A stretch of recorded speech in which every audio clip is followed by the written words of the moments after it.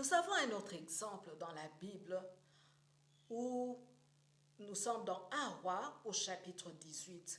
Nous voyons qu'Élie le prophète va manifester la puissance en faisant tomber le feu qui représente le jugement contre les sacrificateurs des Baals. Vous voyez, ces derniers s'aimaient la confusion en poussant le peuple à commettre l'idolâtrie qui était interdite par le Seigneur. Le peuple était divisé, le peuple était dans la confusion, le peuple allait maintenant vers les Baals, le peuple allait vers des dieux étrangers.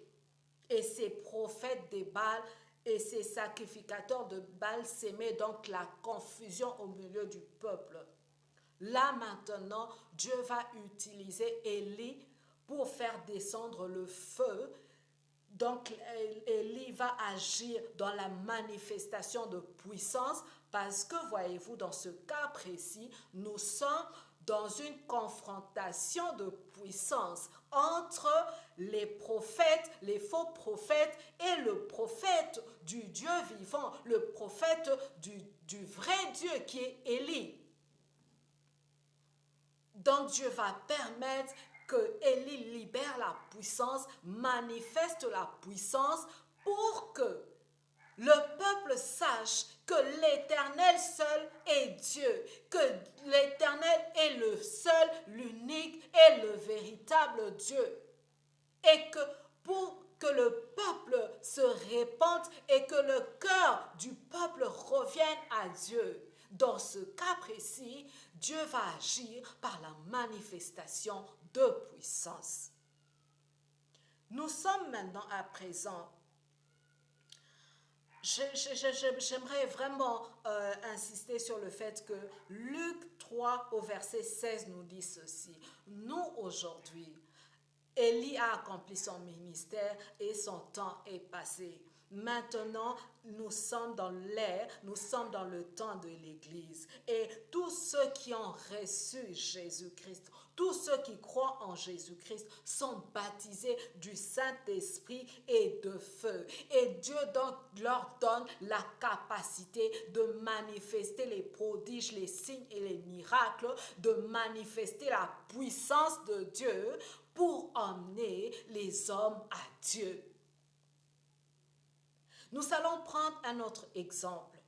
Nous sommes, je vous le rappelle toujours, nous sommes en train d'illustrer la façon dont, dans la parole de Dieu, Dieu a utilisé, l'Esprit du Seigneur a utilisé soit la sagesse, soit la manifestation de puissance. Nous sommes maintenant dans 2 Samuel, au chapitre 12, du verset 1er au verset 13. Le roi David va pécher contre le Seigneur. Et quand il pêche, Dieu envoie le prophète Nathan pour parler au roi David, à ce grand roi. Et nous allons voir comment est-ce que Nathan est rempli de sagesse. Comment est-ce que Nathan va emmener David à reconnaître qu'il avait péché contre le Seigneur. David va se repentir. David va pleurer pour son péché. Nous allons voir dans plusieurs psaumes que David a écrit comment est-ce qu'il s'est repenti, comment est-ce qu'il a pleuré devant l'Éternel à cause de son péché.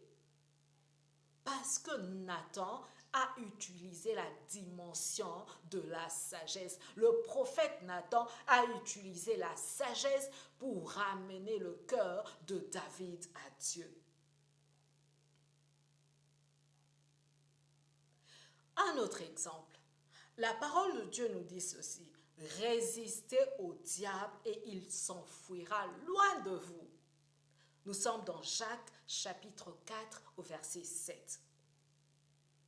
Il y a encore une belle parole, une belle déclaration. La parole nous dit ceci. Voici, je vous ai donné le pouvoir de marcher sur les serpents, sur les scorpions et sur toute la puissance de l'ennemi. Et rien ne pourra vous nuire. Nous sommes dans Luc au chapitre 10,